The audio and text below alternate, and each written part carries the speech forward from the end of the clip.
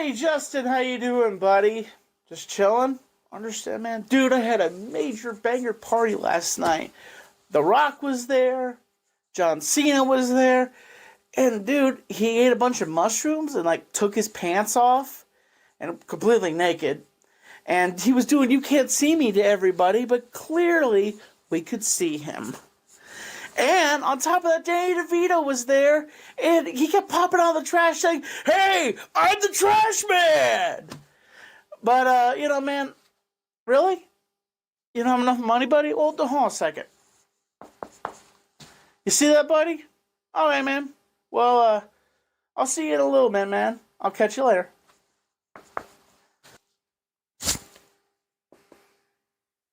Hey, Tom. Hello? Yo, I'm at this place you told me to get to. It looks pretty sweet.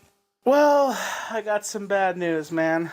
What do you mean you got bad news? I'm actually back up in North Carolina. You're in fucking North Carolina right now? Yeah, I had to leave urgently and forgot to call you and tell you. Dude, you literally said you bought me a ticket. What am I supposed to do? It was a one-way ticket. Well, man, I guess I'll see you at some point, I don't know, man. Sucks for you. Did you just hang up on me? Did you just fucking hang up? When I fucking find this guy, I swear to God, what an idiot. It's super fun time. It's super fun time. It's super fun time. It's super fun time. Hello, folks, it's me, Tommy, NC2010, and welcome back for another awesome episode of What Time Is It, guys? Super fun time. What's up, Tommy? Oh, not much. How you guys doing today? You feeling good? Yeah, dude, you seem extra excited. Woo! Oh my God, what are you so excited about? I just feel like I'm back from vacation. I'm happy back here with my boys. Where did you come from? Florida. It was a great time. It just like it said there in the opening, I got to hang out with this, but it kind of, Yeah, I forgive you. But you seem excited. What are you so excited about? Do you got? We have on an exclusive guest, and I have to thank Tyler for this because he came out of it, even if he's not here all the time. He came out of this. Got to do it. He came out of this, which I appreciate that. None other than WWE performer Eugene today, and I'm so excited to speak to him and have a conversation with him. You want to bring him in? Yeah, ladies and gentlemen, put your hands together for WWE wrestler Eugene. Unmute him. Make sure you unmute. I can't unmute you. Unmute. No. Hey. I can't. Oh, he's messing with us. No, unmute. Unmute. Hey. Bottom. Now, Oh, yeah. Hey, how you doing, buddy? man, I feel like hi guys. I feel like every time I get on this thing, it's like I'm the bad news bears. Everything goes wrong. But I want to say thank you for having me on here. Super Fun Time is probably the best internet show name I've ever heard in my life. So Thank you.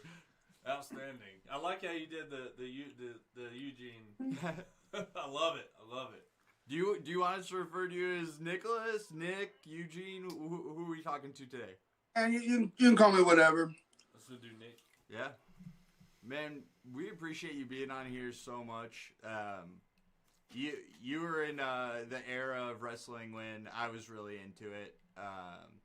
And go ahead, Tom. Sadly, I wasn't. I didn't really see you perform, but I watched you clips on YouTube and stuff like that. I even watched the part where you come up to the door with DX and they had the bounty, and you're like, "I'm here for the bounty," and Triple H gives you the bounty paper towels, and then he's like, "That's not what I'm here for." And he slams the door, and then and you knock on the door again, and it's just, oops.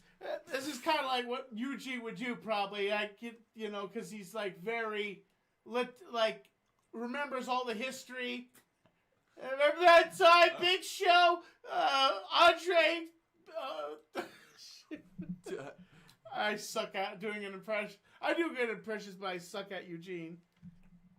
Oh, that's okay, man. That was a cool segment. That was in England. I flew over to England. I was supposed to have a tag match with Hacksaw, but he had flight trouble. He couldn't get to England, so they in that segment there, which I think was a lot better for me because people remember that.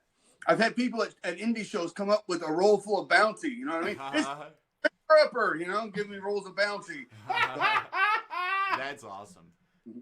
Heck yeah. So how did your journey start? How many years did you do? I know you wrestled. I forgot that in Florida. Was it under the promotion under WWE?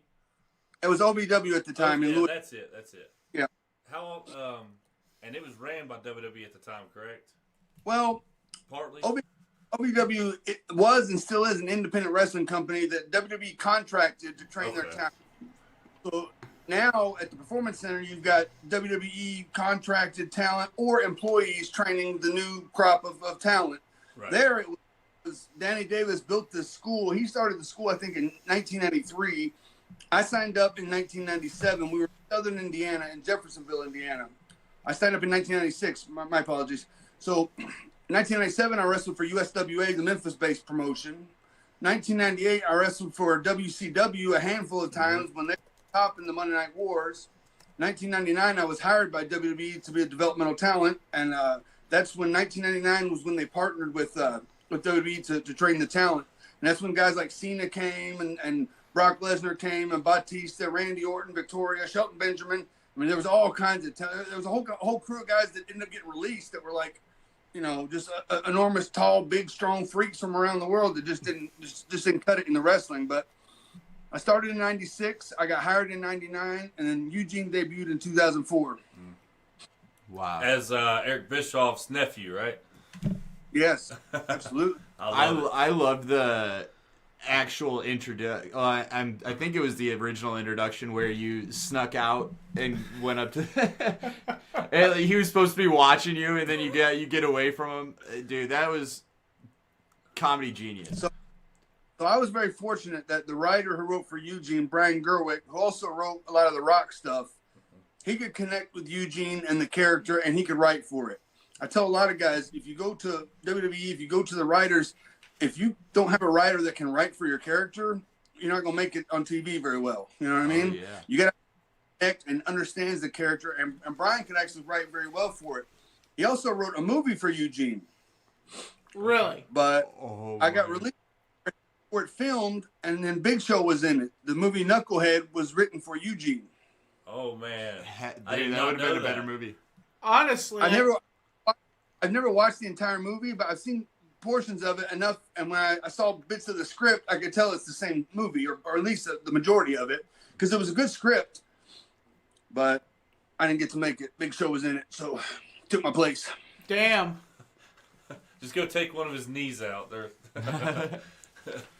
They've had a lot He's of still miles. Yeah.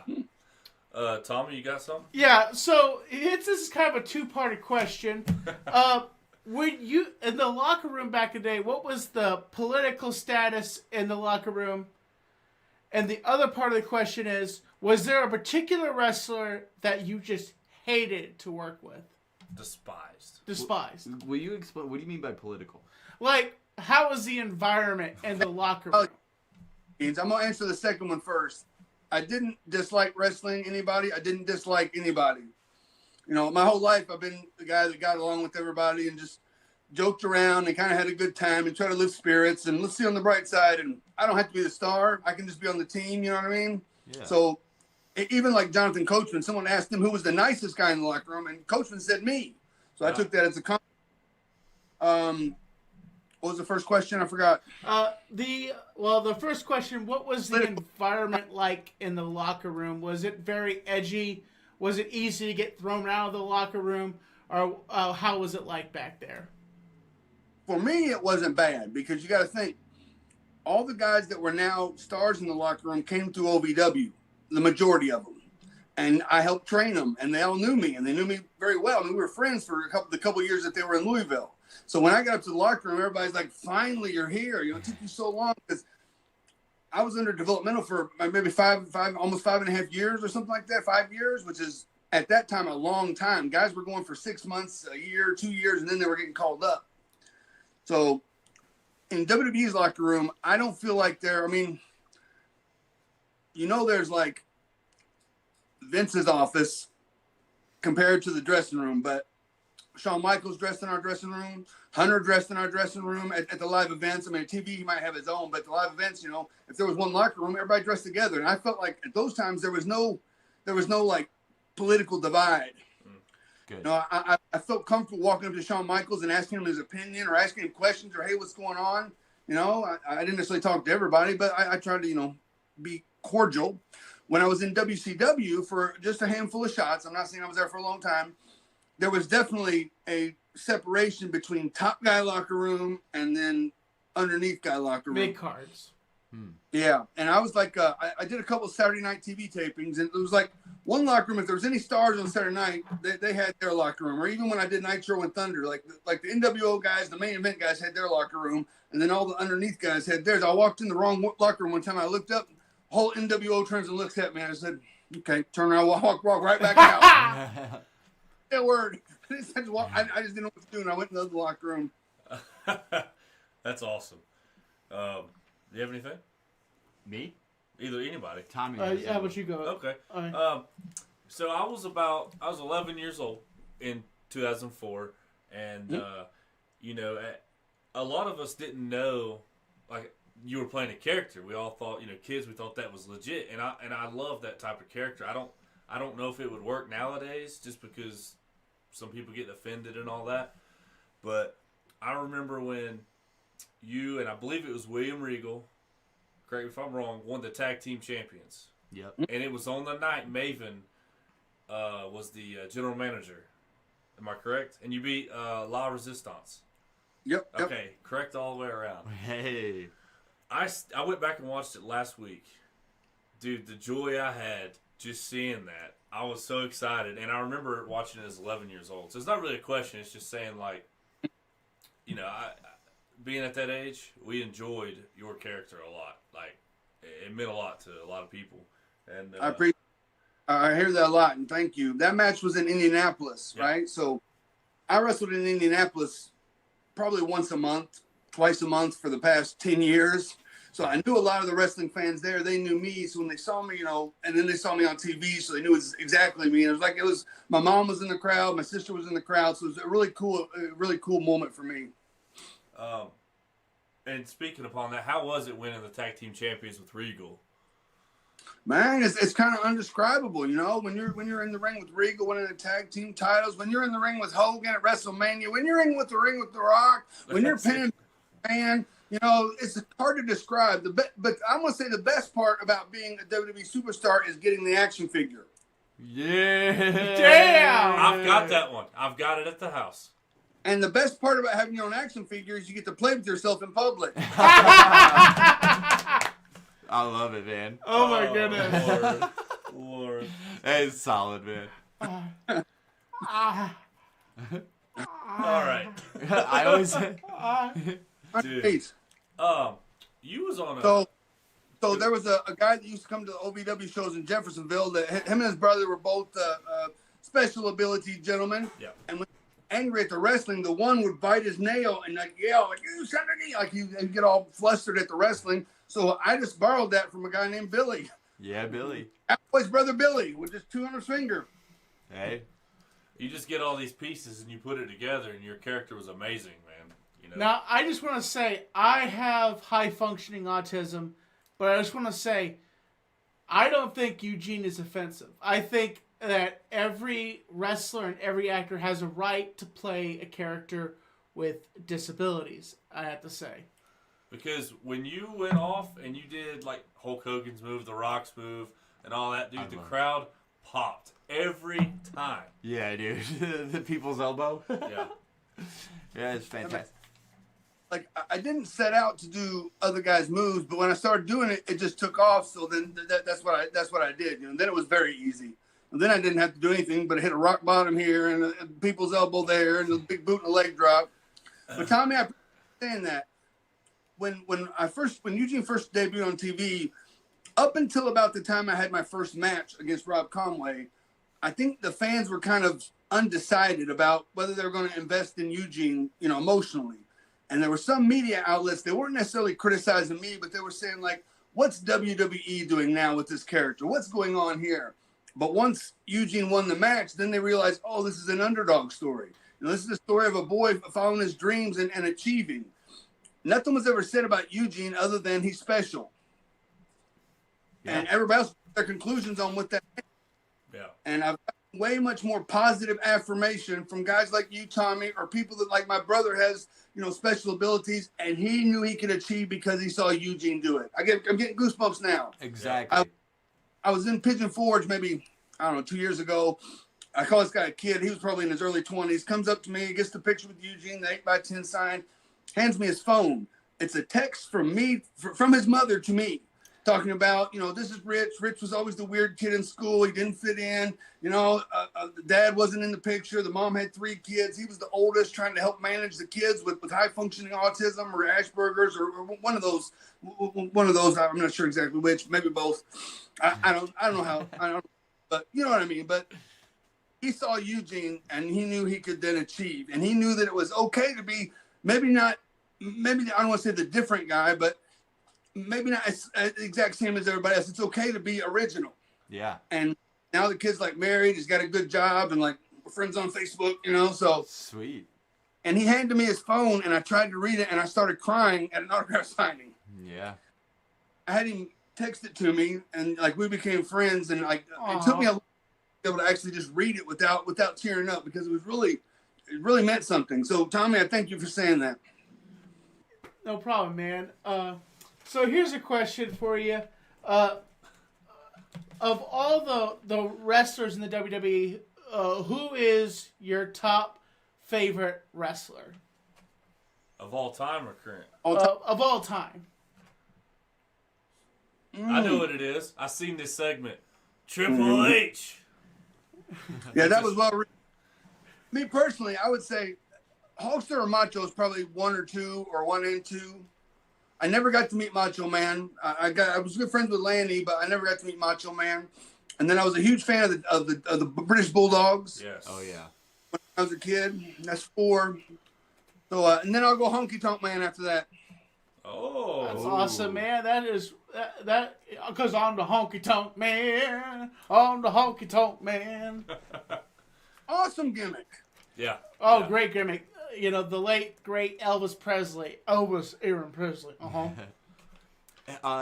Hey, do you mind if you take a question from the chat? Absolutely, go for it. They want to know if you saw Iron Claw. I haven't seen it yet. Okay. Do you know the whole story though? I'm sure. Well, I mean, I don't know exactly what the movie portrayed, but I know the backstory of the Von Erichs. Yeah. Yeah, me and Tommy went and saw Yeah, it was. In the movie, another kid died when he was young. Did they talk about that? Yeah, he's vaguely mentioned in there about how the fact that they show him in the background, but they never show him like getting electrocuted. But he was mentioned, like he was seen in the car with the family, but like they kind of vaguely focused on him. But it's kind of like most of the Von Erichs. What's his name? MJF got cut out of it, which I don't know if it made the movie better or less. I don't know what to say about MJF. He's a talented guy, but he's not my cup of tea. Okay. Shots fired, but okay. Bring it, MJF. I'll take you on any day, buddy. Oh God. Hey, so, Readjusted, both of us. Why you drag me into this stuff? Because you're my tag team partner. Yeah, but I'm not the one with. Okay, fine. So we're talking about movies. Is there a certain wrestling movie that hits home to you, or like that's more realistic? I'll give you an example. I like the movie The Wrestler with Mickey Rourke. Mm-hmm. Is there any other that include that one or another one? Definitely, the Wrestler painted the picture of a small percentage of wrestlers that are still today going to autograph signings. Their body's broken down. They have no money, and they're just basically just there to try to be seen again or eke out a little bit of a payday. So that was very realistic. And the fact was, a lot of the indie guys that they used for the movie, I'd known them and I'd wrestled them. Okay. You know what I mean? You know, so it was like I saw all these guys, and then I saw like the old timers that were the same old timers that I saw at shows. Right. You know, I think it was Don Fargo. I think was the one I saw at one time. That I don't know if he was in that movie, but that's what I thought Don Fargo. Because at the time he was much older, and some people remembered him, some people didn't. But it was like, wow, it's just he was moving well. He didn't look like he was in pain, but it was just an odd scene. You know, like this way old timer. Nothing against Don Fargo. He was a nice guy. Right. Oh, you got it. You want to go? Sure. So here's a question for you. If you were to ever get called up today in the modern era of wrestling, would you bring Eugene back, or would you use a different character? It's kind of hard to say because although you guys said earlier the Eugene character might not fly today, I believe that WWE can do everything and make it right. Agreed. They took the mask off Kane and they made it make sense. You know what I mean? True. If they really wanted to, they've got the most creative people in all of media, I think, and all of Hollywood and all of filming, and they could come up with a story why Eugene would be acceptable today. Because the fact of the matter is, just like you said, an actor should be able to play that character, but that portion of America should be represented on film. Exactly.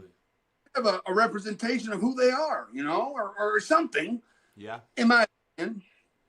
Well, I mean, so, we kind of have a watered down Eugene right now called R-Truth. He did say Sioux Falls City, and that was wrong. That was incorrect. See, R-Truth, he's cool, man. I've seen him at the airport. He added me on not Twitter, X. Yeah, TikTok X. and stuff. So I've interacted with him a lot. Nice guy. Good. Very nice guy.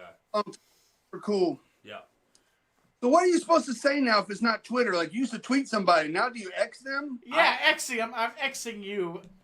And then, like, if I got a tweet, I no longer got a tweet. Now I've got an X. But I haven't. I'm not getting an tweet, man. Come on. You can thank Elon Musk for that, because he was so desperate to basically get rid of Twitter because he said that Twitter was such a toxic place to be at. So he had to mix his finger up in there and just, mix it up and change everything and get everybody pissed off him in California because he puts up this massive LED X right in the middle of, like, LA, and, like, it's right in your residence, a house residence, and everybody's just like, we're super pissed because this bright light is now shining 24/7 in our houses. So it's like, what the hell, Elon? So if each of you has an X, is that triple X? Yeah. No, that's the DX. Suck it. It's good stuff. So let's talk about that time The Rock saved you or came back and helped you. How does that feel? There's not many people that have many scenes with The Rock. Mm-hmm. So how did that come about? We were in San Diego, so when we're in San Diego, we have to show up to the building earlier because if it's 4:00 in San Diego, it's whatever 5, 6, 7, 8 on the East Coast whenever the Raw starts, or 3 or 4 hours difference. I can't remember, but Sylvain Grenier, who I was friends with, I would ride with, one half of La Resistance. He was good friends with Pat Patterson. Pat was in the booking meeting, the production meeting earlier in the day. Pat told Sly, kind of what was going on. Sly runs up to me. I don't have a very good French-Canadian accent, but Sly was like, oh, they've got something great for you today. It's going to be awesome. They're going to do all this, and it's either going to be done with The Rock or with Rhino. And I said, good. I'm like, I like Rhino, but Rhino is no Rock. We're in San Diego. The Rock hasn't been on TV in 2 years. He's in L.A. movies. He ain't going to take a day off to come down here and get in the ring with Eugene that he doesn't know. It'll end up being Rhino, and it'll be fine. It'll be good. Rock ain't going to show up. Lo and behold, somebody showed up like an hour later. So we started going through our lines all day long. And I was on, I think, 6 segments that day. So I'd have to go from The Rock and Brian Gerwick and myself going through our promo. And I missed my line every time. The first line was to Coach was, it doesn't matter, whatever he said. It doesn't matter. You know, I can't remember what the coach said. And I got the mic, right? So every time I practiced, I missed it. And they'd all look at me like, that's your line. So I have to go to the next thing, whatever the other segments were, and I'd work those out every time I go back. So we're live in the ring, live on TV, in the ring with The Rock. And Rock is such a professional. He's so awesome. He just kind of put the mic by his hip and he goes, your line's next, kid. And just fed me the line right there. And it was that screenshot, that snapshot, that 15 minutes that made me a superstar. Wow. Rock, that I became a superstar.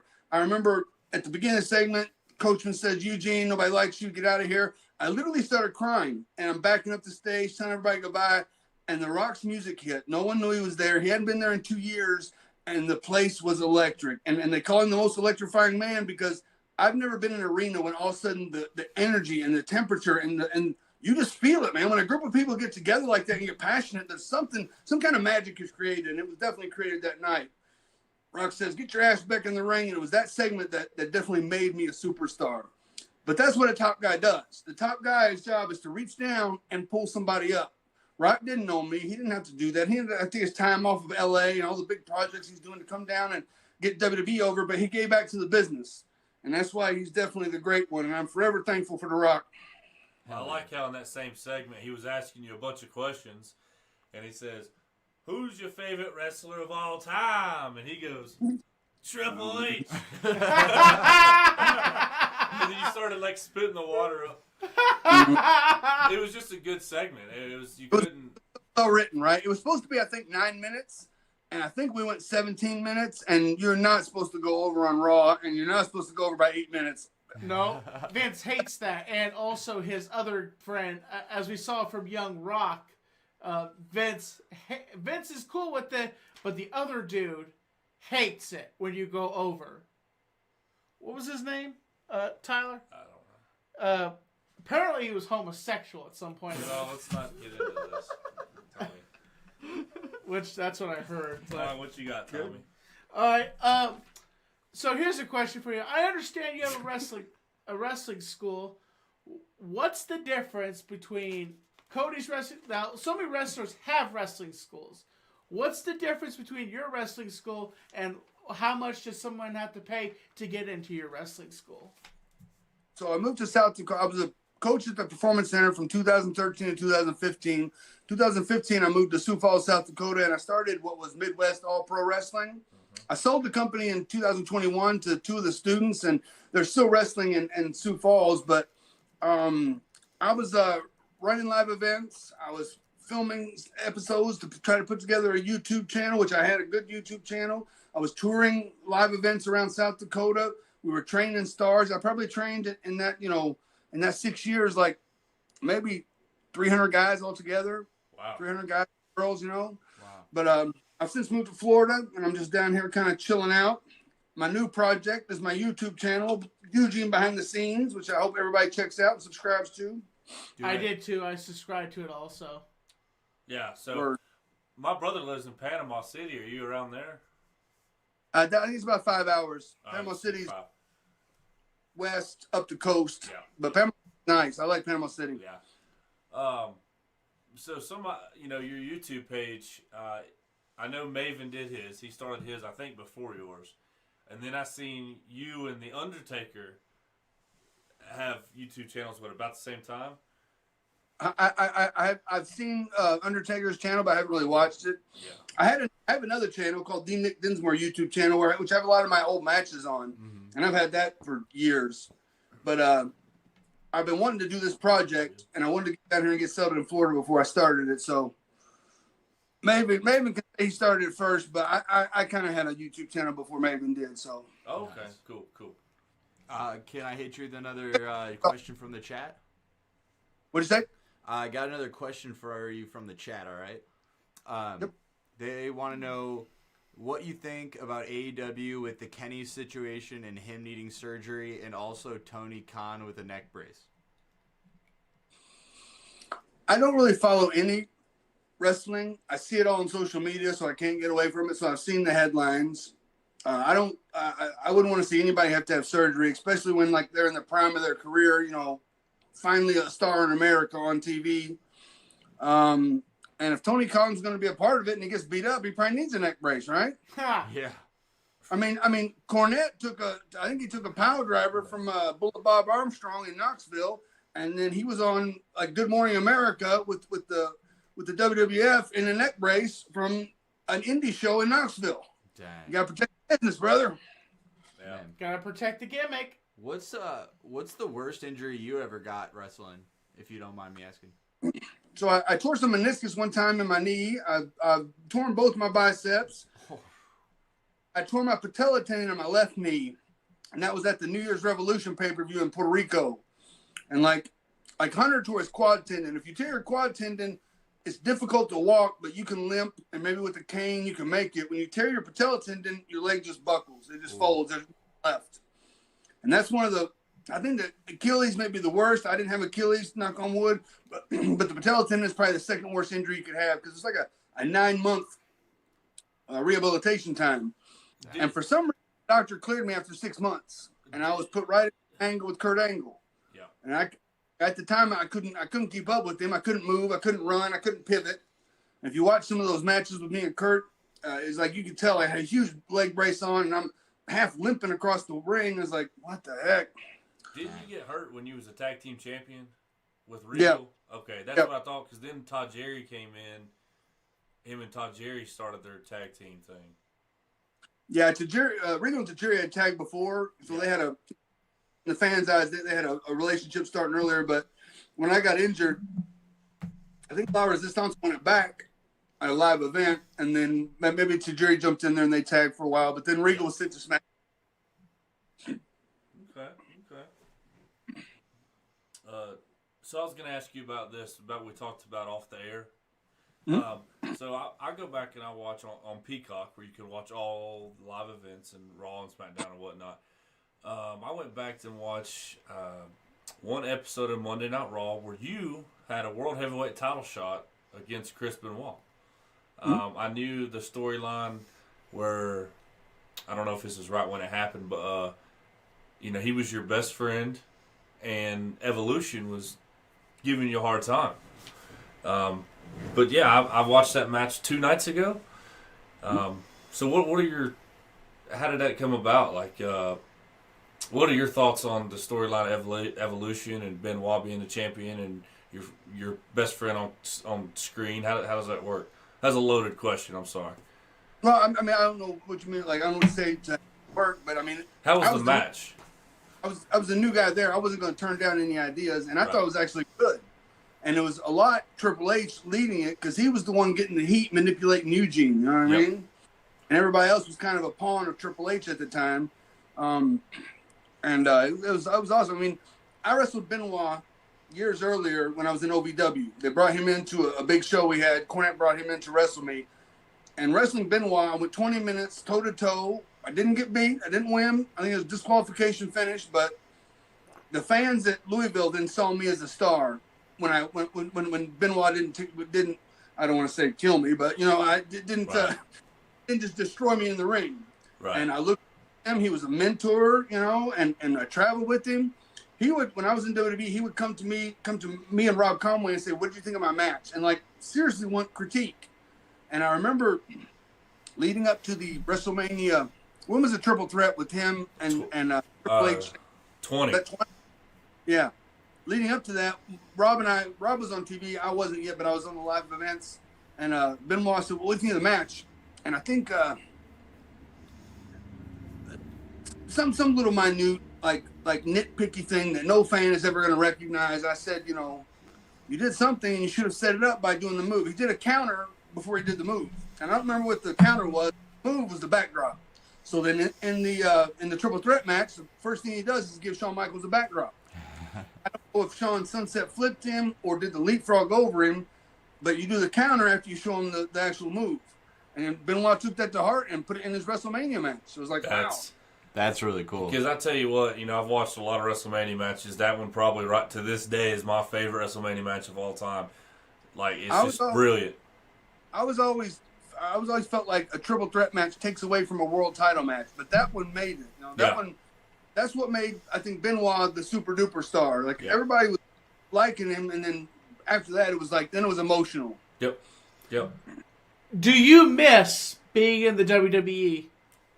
Man, I mean, I miss the guys. I miss the fun times. I don't miss getting slammed around and fucking chopped and stuff like that. And I don't know if my knees could take the travel today, but, you know, I wouldn't mind sitting in the locker room and BSing with the guys and having a good time. Well, real quick, I know, like, you know how Hunter's taking over, and I think we're getting away from the PG era, and, you know, they're starting to cuss more and say more stuff, and I really think, now that you said it, I really think your character could probably come back and work in this day. You know, like you said, Hunter and WWE, I think they can make it happen now after talking to you. Well, I mean, the thing is, you know, my law team told me not to confirm or deny that I'm currently in negotiations with WWE or AEW. But as the Hulkster says, never say never, brother. Yeah. Dude, I tell you what, I'm going to freak out if you show up on either product, because then I'll be like, guys, he's on, we interviewed this dude, he was on our show, son of a gun. You also got to think, I also played Doink the Clown. You I did. am. Most You did. definitely. I forgot about that. I think Doink the Clown should be in the WWE Hall of Fame. Yeah. He's an instantly recognizable character. He's instantly over. He puts smiles on faces, and he's been an instantly recognizable character for 25 years, 30 years. And I think all the guys that play Doink the Clown should be inducted in the Hall of Fame. Yep. Agreed. So here's a hardball question for you. Do you think Eugene deserves to be in the WWE Hall of Fame? Oh. I don't know if Eugene does. I mean, maybe. I mean, if they start like just inducting everybody, then yes. But I mean, maybe or maybe not. I mean, I realistically I had a short run, but it was a skyrocket run. I don't know of other characters that debut on Raw and then like 5 or 6 weeks later they're in the ring with The Rock. Right. Yeah. Skyrocket, and it wasn't. I don't think WWE expected me to succeed. They might have, but I don't think they expected the characters to succeed. And when I did, then they just took me right up to, you know, right to the top, right to the main event with Hunter. Personally, I think you should be inducted in there because I think you have your own part of history in the WWE, and I think Eugene has a place. Even if it is a gimmick character, it deserves to have a spot in the Hall of Fame. So who inducts me? The Rock. Ooh. Maybe Regal, maybe Bischoff. I don't know. Or maybe... I was thinking Regal. I think it should be Bischoff, but we get Regal in there somehow. Yeah. Like maybe Dean just starts stripping and streaking. And the big hook that they got, you know, they pull people off the stage. Dude, that'd be hilarious. Oh, jeez. That would be funny as hell. I truly wish, and I think it was 2009 when you came back and had the contract you should have just grabbed it. You should have just grabbed it. That ran through my mind all day because I knew I was rehired, but I knew I was getting fired again after that. Yeah. I think I showed up there and they said we're not selling old fat Eugene. Apparently, I didn't realize Eugene had to be a body guy. I wasn't in great shape. I should have been in better shape, but I wasn't. You know, I didn't need to be overly much. Eugene just was. I don't know, and I got released for being fat. we liked the character Eugene. That's what we liked was you, the character, Yeah. and the way you brought yourself out. That's what we liked as a kid and all that, dude. When me and my brother used to freaking go wild when you come out, dude. Like, so, you wanna? We're about at the time. Do you want to ask him anything or? Well, Eugene, we have a thing we do on here. It's I don't have it ready. You don't have it ready? No. Okay. Yeah. Well, we have a segment on here where you are welcome to ask me Oh, yeah. one question and one impression. And That's good. you're welcome to ask him any way how you want to ask him. All right, I got one question. Who's your Mount Rushmore of pro wrestling? 4 guys. 4 guys? Shoot. That's a good question. Yeah. So I would say Goldberg, Wow. The Undertaker, Okay. Sting, and he is on the AEW circuit, Danhausen. I bet that is not what you thought was gonna happen. That's the only time Danhausen has ever been mentioned in a Mount Rushmore of wrestling, without a doubt. So I think it's Hogan, Austin, Cena, and Andre. Oh, Andre's got to be up there. I couldn't Andre's believe you in didn't there. say Andre. Andre's up on my thumb. Andre's my thumb because There's another monument up by Mount Rushmore that's called Crazy Horse, which is even bigger than Mount Rushmore. And I think The Rock is Crazy Horse because, like, The Rock kind of transcended and became bigger, although he's still very much in the business. Yeah, I agree. I like it. You guys ever seen the Crazy Horse monument? Yeah. No, I don't think I have. Still being built, right? And you can see the photos from when they started building it. They'd have to go around this mountain to get to the top, and they start carving the mountain down. And it's a native, particular native Crazy Horse, and then he's extending his arm all the way out, and you can go up and like walk on the arm, like all the way out. And they're still starting to like create the hand now. And you check it out. It's a really cool monument. It's so awesome. Impression. So what's your impression for me? I don't know. Who's your best impression? You know your impressions. This is for you, man. Like you. Do a wrestler one. What's a wrestler you would like me to do? Or Tony Maria. Huh? Who? Tony Maria. Come on. God damn it. Kid. Tony who? The finish. Double crossbody roll through is a finish, kid. God damn it. You don't know that one. I don't think I know that dude, man. Give me a Macho Man. Macho Man. Oh, yeah, let me tell you something. I'm the cream of the crop, coming off the top rope, because I'm the Macho Man. Oh, yeah, snap into Slim Jim. Oh, yeah. Throws the Slim Jim in there. Eyes the limit, face is the place. The face is the place. Feeling good. Feeling right. What He was also the... said one time, Huh? a hard man to find. Yeah.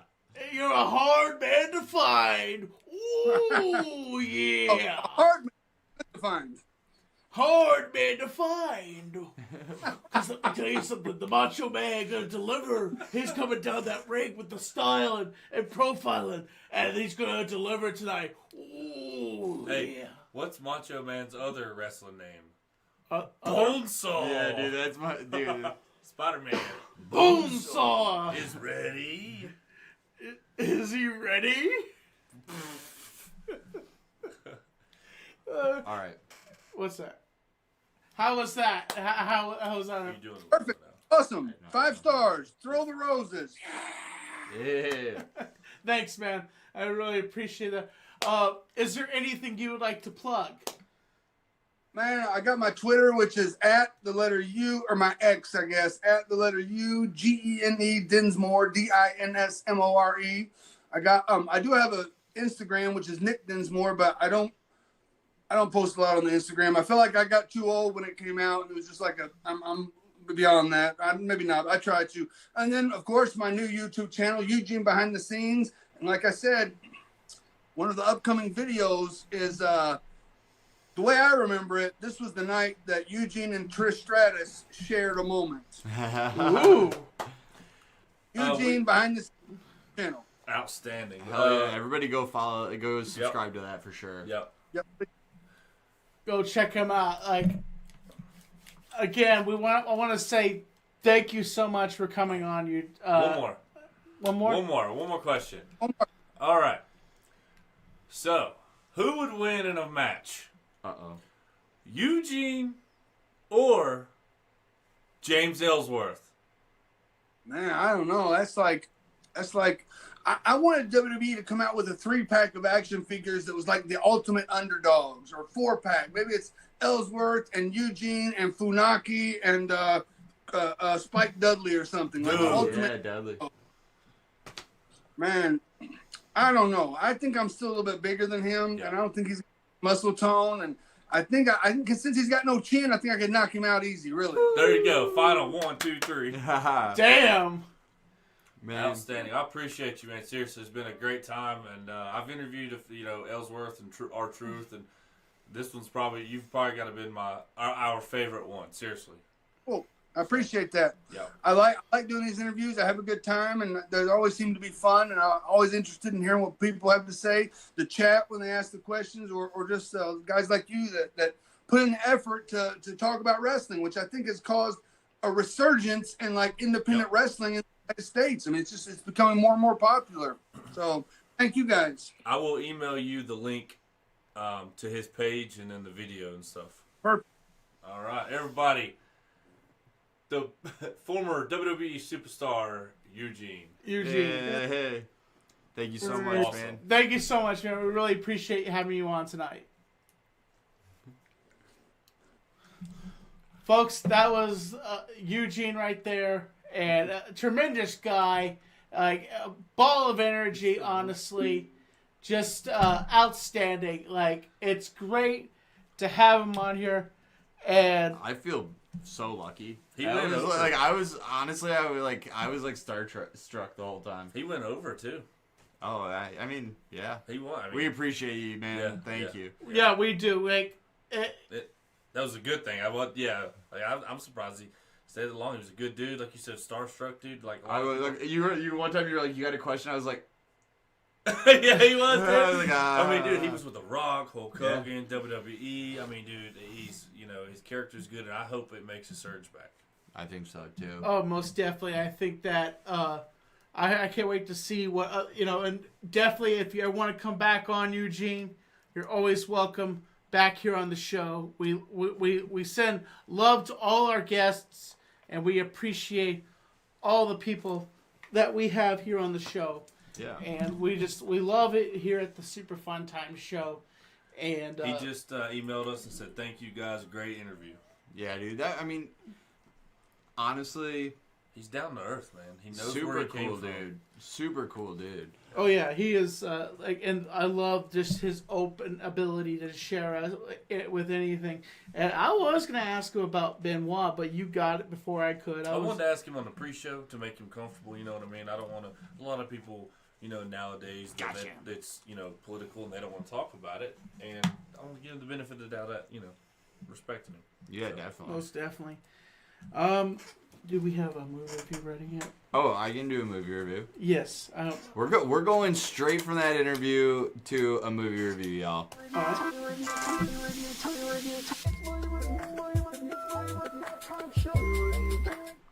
So, I got 2 movie reviews for you folks today. Got 2 of them. Yeah, 2 of them. It's a double header. Double header, but bam! The first movie is Nothing to Lose with Tim Conroy and Martin Lawrence. Tim Conroy walks into I don't know. I think that's his shoot. No, it's Tim. He walks in on his. He believes that he's walking in on his wife, and he loses his shit, and he ends up leaving his house, like losing his mind. Takes a drive, and at that moment, he's driving so much that he ends up in the hood, and Martin Lawrence, being the guy that holds him up, gets in the car. He's like, cars, keys, wallet. And he's like, you picked the wrong car on the wrong day, and starts this crazy journey with these 2 actors just going on this crazy journey, and him wanting to get back because in his mind he believes that his boss has slept with his wife.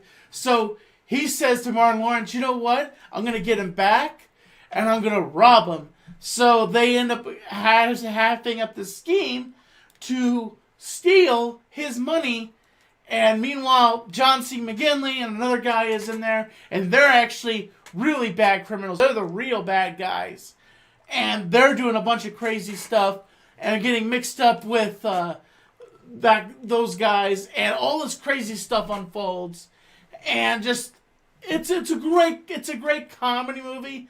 It's on Tubi, I think. I watched it recently. It's definitely funny. It's entertaining. I would say I would rate it 9 tips of the hat. 9? That's the highest ever. That's double Small Soldiers. Really? You gave Small Soldiers 5. Oh shoot! Well, I guess I was just trying to be like fair, because it is like an action movie with like like a fictional action movie, but So my next movie is it's showtime.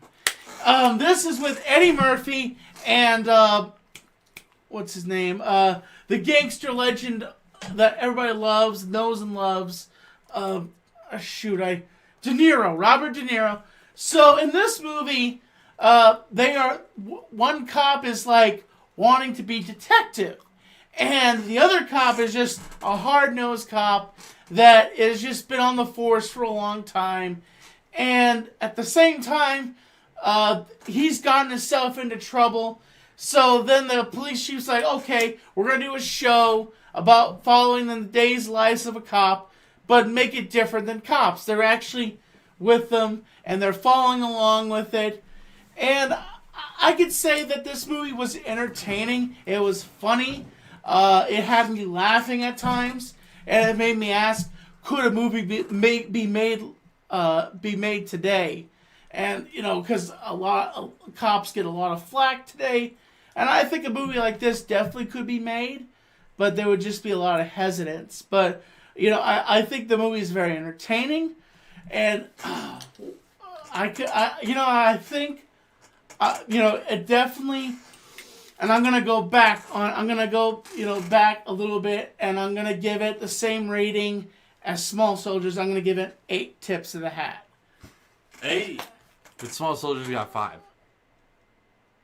Oh shoot! What do you want to change? Do you want to change Small Soldiers? Because originally you were only going to 5. You want to go all the way up to 10? I guess I guess I could say evenly. I can put Small Soldiers and Showtime together and say these are both decent movies. I give them solid 8s. Honestly. Okay, solid. I actually really liked Showtime. I thought it was a funny movie. Back to the Showtime. Show me what you want. Show me what you need. Well, is that you? Yes, that was the movie review.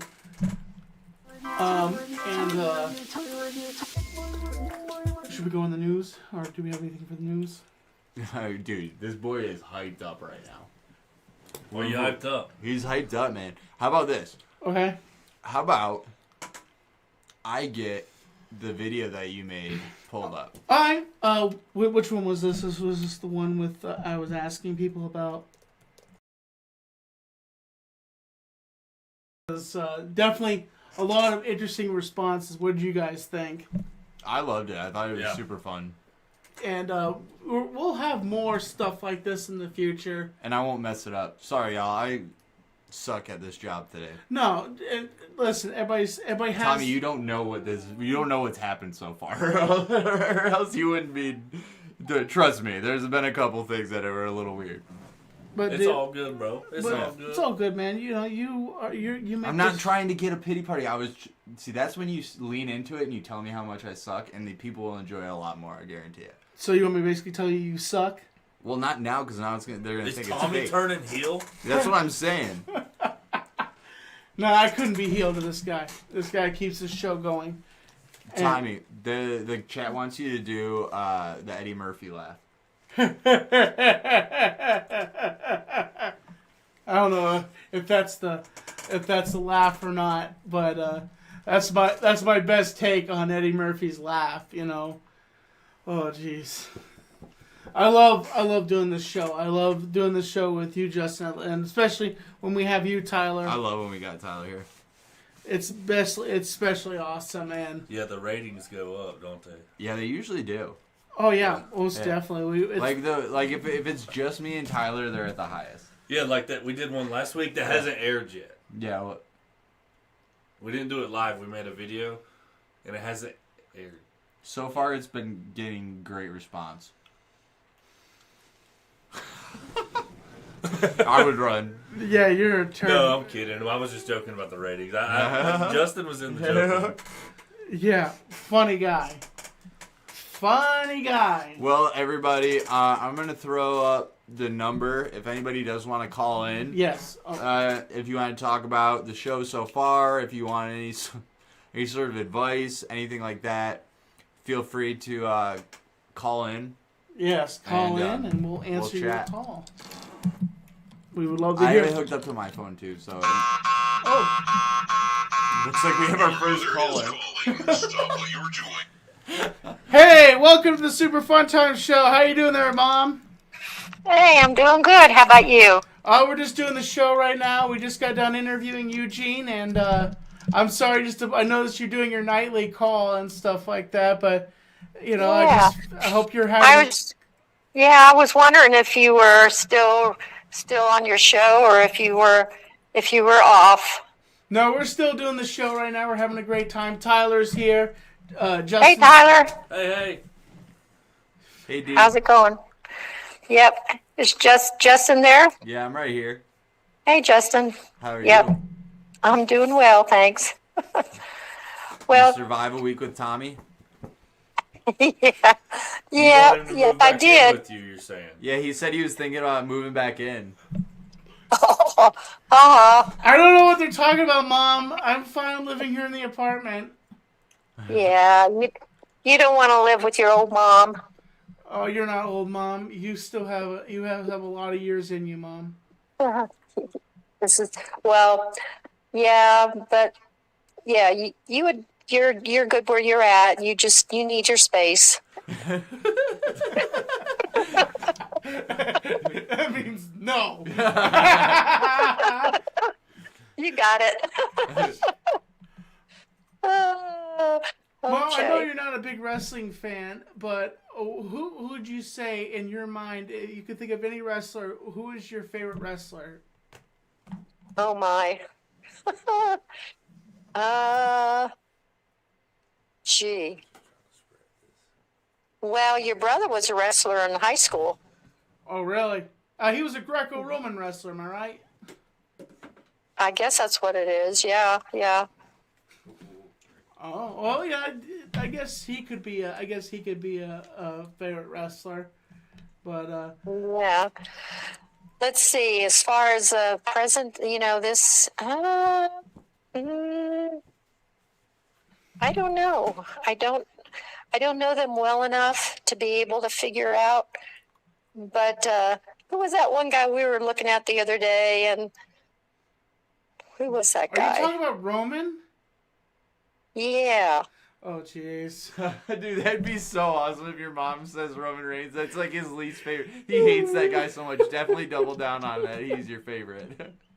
Well, I don't know. I don't know. I'm not gonna repeat what I said to Tommy. I'm gonna repeat. She said he had big hands, and Tommy, they say people have big hands, and I'm like, oh my god. Hell yeah. That's not true. Oh jeez. Oh gosh. Oh, hush it, Tyler. That was Justin. It was nice. Oh jeez. I do like their outfits though. Ow. Yeah, they're provocative. Very provocative. Sweaty. Yeah. They're not, and they're tight. Yeah. Tight. And I think you said he looks very big. I think you said like he looked. It's like wearing sweatpants. Yeah. Oh gosh. Well, anyways, I better let you go before this gets R-rated. Mom, I just want to say I love you, and I hope you have a good night. And I will talk to you tomorrow. Okay? Okay. Well, listen. When you're done with the show, give me a holler. All right, well, Mom. Okay. All right. Talk to you later. Bye. Love you. Bye, guys. Bye. Bye, guys. Talk to you later. Talk Bye. to you later. Bye. That was my mom. There you go, folks. How about that for? That's how easy it is.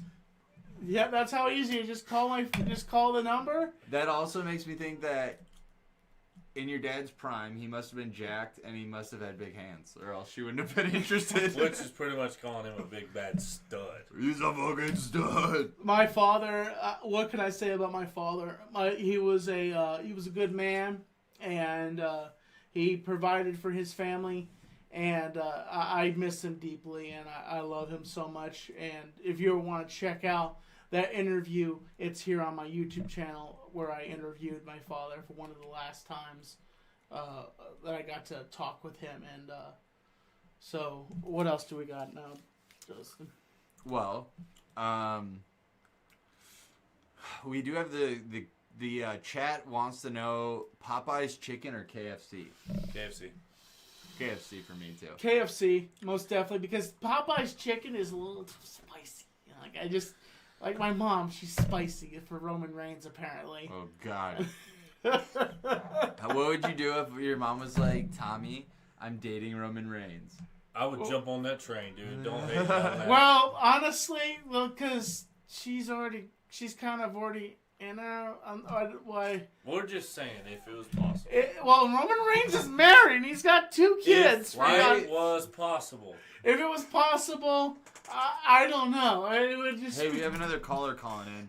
All right. Uh, Hello, welcome to the Super Fun Time Show.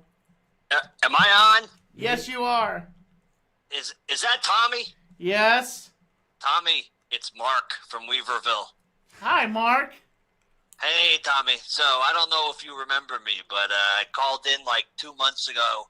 Told you about my girl that kept doing the ball farts thing. do you remember this? Oh, God. I do remember this. From Weaverville? Yeah, it was your girlfriend? Yes. We've been dating about 8 months. And if I remember correctly, she preferred to fart on your balls. She threatened to do it, and then occasionally she would actually do it, and I hated it, and I couldn't get her to stop because I didn't want to lose her. So what happened? So I eventually put my foot down on it, and I said, you know what, that's it. I can't do this anymore. I can't do it with the ball farts. You know, Tommy said to stick up for myself, so I drew the line, and she said I had no idea. I thought you were into that, which, and that really just raised a whole nother set of questions for me, which is why did she think I was into that? I don't know. Did you ask her? I mean, I was too embarrassed to ask her, honestly, because it was like I'm not sure I wanted the answer, you know. Well, I guess. So how did that even come up? Like you just like were sitting at dinner and you were like, "Hey, I don't like that you do that." Like what how'd that happen? We were watching a movie, Okay. and so we're watching a movie, and she's like, "Guess what?" And I was like, "What?" And she's like, "I got the ball fart coming," and I just snapped. It was Oppenheimer, and I was really enjoying it, and I was in deep, and I couldn't take it anymore. And so I said, you know what? I said, I can't, no more with the ball farts. I can't do it anymore. And she was like, and that's what she told me. And that, you know, we had to pause the movie. It's already a 3-hour movie. Exactly. So, like, I didn't want to have the conversation to begin with, but she just roped me into it, unfortunately. Well, I mean, like now that it's been a while since you've been with her, like, do you kind of miss it or? The ball farts? Yeah, yes. I don't miss the ball farts, but really the reason I was calling is that now she's evolved, and now you what guys she are still does. together. So yeah, we're still together for sure. Oh, okay. But yeah, because she stopped the ball farts. That I drew the line, and she was like, "No more ball farts." I got it, and I was like, I felt it was good for a while. That's why I haven't called in. I was like, all right, cool. Yeah. So her new thing though is, I guess they're like little thought experiments. Okay. You know, like, would you rather this or that, or like 2 equally terrible scenarios. Yeah. And they started off, innocent enough, but they've just been progressively getting worse. And she got me real stumped with this last one. She said if I had to have sex with 2 people of a combined age of 30, what would their ages be? Wait. And so I don't know how to answer it, and I felt Tommy would give me a good answer that I could throw back. I don't know how to answer that question either. Step 1, math is necessary, which is not Tommy's strong suit. No, math and arithmetic. You're going to jail either way. Yeah, there's no answer that doesn't lead you down a dark road. I would say How about this? What do you think he should say to her when she puts him in these situations? I know nothing. That's all you're gonna do? Yeah, I know nothing. What's he supposed to do? He needs some real advice. How's he gonna get out of this? Just be like, well, pass. No, you can't pass. Yeah, she was farting on his balls 2 weeks ago, dude. Right. Oh, jeez. I can't pass, and then if I don't answer, then then she's gonna feel like I'm like blowing her off. I don't want that either. So it's I'm stuck. I'm stuck, Tommy. It just depends on how they look and who they are. You know, like the age. Yeah, I'm saying how they look at their age and who they are. Yeah, well, it's two people at 30, so there's pretty much no 15-year-old, a 15-year-old, a 29-year-old, and a 1-year-old. Like you're going to jail either way. Yes, that's it. You'd be like, yeah, I'm basically going to jail. Yeah, Well, that's kind of implied that like it's gonna happen.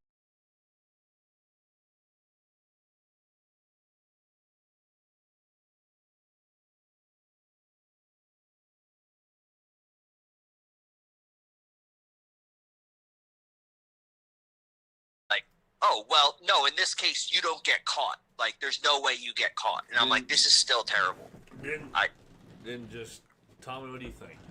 Opt out. Say, I'm not doing it. It's called ethics. It's called ethics, and I don't want to answer this question because, it's like there's certain questions you just don't answer. Tommy, you're his lawyer. What would you say to her? Yes, Tommy, as my lawyer. I'm not going to plead the fifth. I'm not going to answer this question. Next question. Next question. That's like anytime I get asked a weird question, I say I plead the fifth. I'm not answering this Just question. like I asked if. Never mind. Go ahead. No, I'm not answering that question. What? It feels like if I don't answer that I'm admitting like something even worse though. Yeah, I feel like there's like the safest bet is splitting it down the middle. Yeah. I say I plead the fifth. I'm not like that. Next question. So here's my thought about splitting it down the middle. Hold on. What would you do? Why don't you just ask her? Say, what is your answer? Well, see, that's the thing though. When a girl statutory rapes a guy, it's like everyone's like, nice, like, good job, dude. Yeah, and so no one's ever it's like not frowned upon. Yeah, no one's ever like, dude, gross, you fucked that hot teacher. Like they're like, fuck exactly, yeah. Right. Yeah. So like, it doesn't work the other way. Yeah, it's a really good point. And so my thought process with the doubling down on the one age is like, you made the first mistake and then you're like, I'm gonna make it again. I'm not gonna change a thing. What? And so it feels like it was premeditated in that case. Like you didn't try to adjust your ways at all. She's probably trying to ask you questions just to see what you would say, and it's probably a wrong answer either way, and she's gonna get mad. It is. But I can't go back to the ball farts. No, I think to go to the mouth farts. The mouth farts. I don't want to escalate basically back like up that. to her face, and then you just kind of, while she's sleeping, you just cut a fart in her face, and then just go back to bed. And what was that? And he's like, "Ha! You've been mouth farted." Yeah, I guess you could just switch the tables on her and just, start asking her some real fucked up questions. I guess, okay. You know what? I like where this is going. But when you do, make sure you're recording her. Record it so you have blackmail. I don't want to blackmail. Okay, hold on. Well, you don't want to, but you also want your balls far down. I don't want that either. That's true. So, okay, hear me out. I like where you're going with this, where I can reverse the table on her. Yeah. So, I need an example of a good question. Oh my god. What can you ask her, Tommy? What can you ask her? God, I feel like oh god. I think you're breaking Tommy's brain. I am. He's breaking my brain right now, and I'm like, oh my god, I don't know how to answer these questions. I don't want to be able to call anymore. You have to ask the question. You're asking the question. Yeah, what's the question? What does he have to ask her? Jeez. Would you rather if you had any celebrity you could sleep with, what celebrity would you sleep with? That's an easy one. Say if my best friend. That's not bad, and it's not a choice either. It has to be an A or a B. Best friend. Yeah. What about or dad?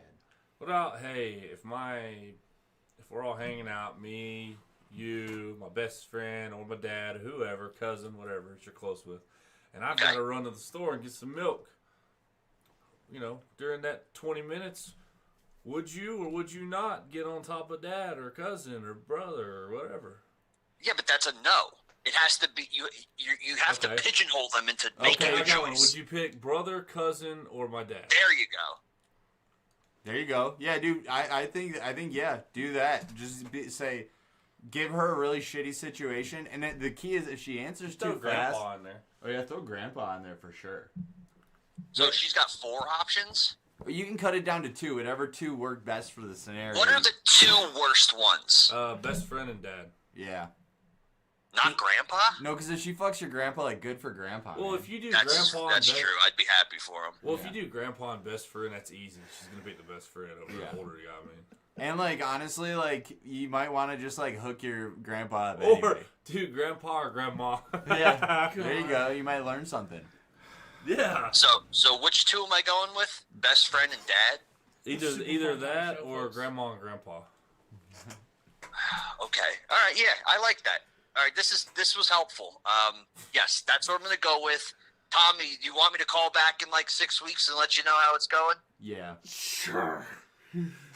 Well, Mark, we appreciate it, and keep us up to date on how this just transpires. Okay. Yeah, I see ya, absolutely Mark. will. This little session you guys got going on is it's saving my relationship here, so I appreciate you all. Yeah. Really All right, quick, guys. Really quick, Mark, before you leave, one of the chat members wants to know if your girlfriend really, really wanted to, would you let her give you a Cleveland steamer? Oh my God. Yeah, if she didn't really want to, I would let her do that. All right. Well, you have a great night, okay, bud? See you, Mark. Okay, guys. Toodles. I appreciate you. Wish you luck. All right. Bye-bye now. Right, Bye now. Oh my God. Well, that is a clear example of what can happen. Yeah, what can happen. When we do not screen the people who call in. Yes, most definitely. Ugh. Well, the chat said to leave Grandpa out of it, so I guess maybe that wasn't the best advice. But at the same time, it is what it is. And you know what, guys? I think that was a great show. Yes. Thank you so much, folks, for watching. I'm Tommy NC2010. This is Justin. Tyler, Too Tall Tyler on TikTok. And, He always leads it with that. Yeah. and as always, this has been the Super Fun Time Show. We'll catch you a bit later, folks. Keeping you on the inside. Fact. Subscribe. Support. Stay positive. Stay healthy. Super Fun Time. It's super